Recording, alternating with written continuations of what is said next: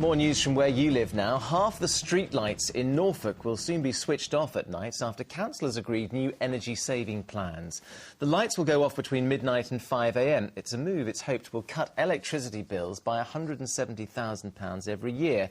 It prompted criticism from residents when it was announced last year. The council insists community safety won't be compromised. An elderly man has died on the A12 in Essex after driving his car the wrong way down the northbound carriageway. 89-year-old Clifford Goodman was from the Tendring area. Police say he caused several minor crashes before hitting a van. The van driver escaped with minor injuries. One of the region's biggest hospitals has decided to allow visitors again following an outbreak of norovirus. The Norfolk and Norwich Hospital was asking people to stay away from the complex to try and stop a further spread of the winter vomiting bug. But managers have just reviewed the situation and say they've now lifted all of the restrictions. A group of teenagers from Chelmsford could be about to follow in the tyre tracks of Lewis Hamilton and Jenson Button and become F1 champions of a different variety. Well, yeah, a little bit different. Team Dynamic will head to the Singapore Grand Prix in September to compete for the International F1 in Schools Trophy. It's their award for beating dozens of teams to the British Trophy earlier this month. Tom Barton reports.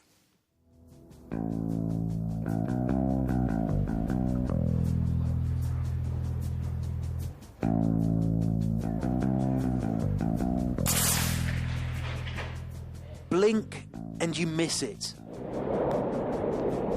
This amazing miniature car, shown here in super slow motion, takes just a second to travel down a 20-metre track with speeds of up to 40 miles an hour. And it was built by 5 15-year-olds from the St John Payne Catholic School in Chelmsford.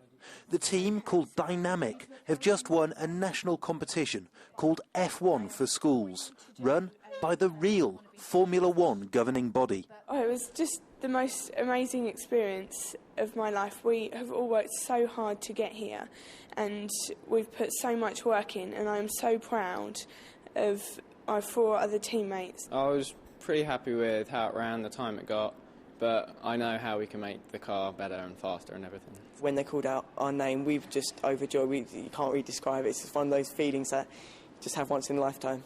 When they said our name, and the feeling was amazing. So shock was the word to explain it. We initially set out to do one evening a week and one lunchtime a week, and as the competitions get nearer, the time that they put in increases and increases, and they just work so hard. It ended up being every day after school and before school and lunchtime. The team has funded itself throughout the competition, making and selling merchandise and raising sponsorship.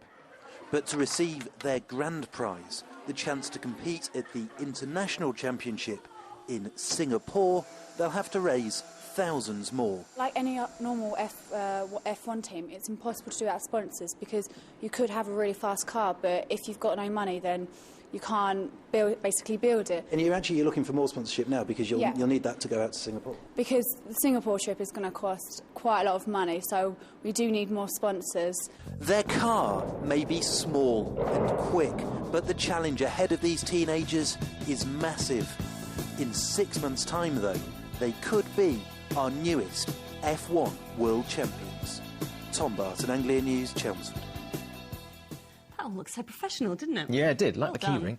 Now, a holiday resort in Suffolk is to get its own police community support officer after a number of thefts on site. The officer will patrol the Centre Parcs holiday village at Elevden Forest. Centre Parcs will jointly fund the new officer. It's also tripled the number of security officers at the park. Norwich City Football Club is threatening legal action against the News of the World following allegations they're about to go into administration. City's chairman has described the newspaper reports as tosh and complete fabrication. It came just hours after Norwich went top of the League One with victory over Brentford. Malcolm Robertson has the report. It's 6 years since Norwich City supporters last celebrated their team being top of the league. In 2004, they went on to gain promotion to the Premiership. In 2010, they could go up again. Chris Martin's second half goal giving the Canaries a 1-0 win over Brentford, which took them top of League One.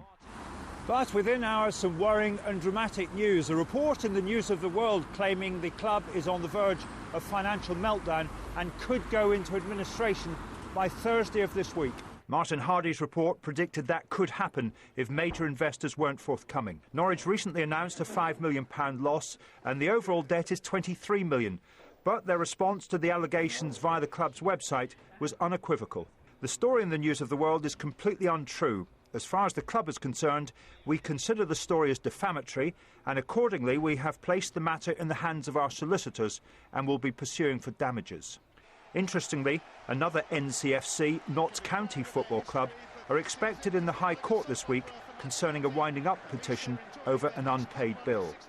Today, Norwich manager Paul Lambert insisted the story concerning his club wouldn't affect the players as they prepare for tomorrow's game at Walsall. There's no truth in the rumour whatsoever, and I don't know where it's came from, but you tend to find sometimes stories are a bit false, and I know what's happening at the football club, and I think that would be the furthest thing from the player's mind. On the pitch, the only sour note was the red card for leading scorer Grant Holt, who now misses 3 games. To win despite playing more than half the game with 10 men was some achievement. Malcolm Robertson, Anglia News. Well, more on Norwich City's rivals in League One coming up. Meanwhile, another club from League One has ended Ipswich Town's interest in the FA Cup. The Blues were beaten by Southampton, a missed opportunity, according to their manager. Donovan Blake has more.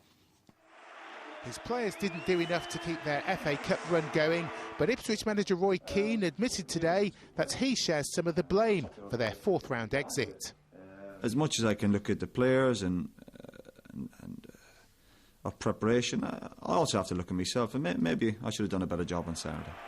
Ipswich had plenty of possession at St Mary's, but this was what was missing from their game, a real crowd pleaser from Southampton's Wayne Thomas. And when Aaron Lee Barrett failed to hold on to Ricky Lambert's second-half free kick, Mikel Antonio pounced, and Town's hopes of making progress were all but over. Pablo Cunhago's late goal gave them a lifeline, but it's the Saints who go marching on into round 5.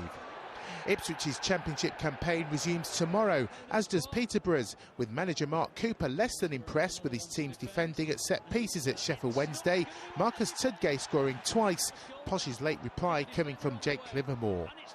In League One, Colchester managed to stem the flood of goals conceded with their first clean sheet since early December.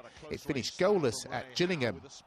And a mixed day for Southend's Alan McCormack, a goal in their 1-1 draw with Wickham, but a 10th booking, which should mean a 2-match ban. Donovan Blake, Anglia News.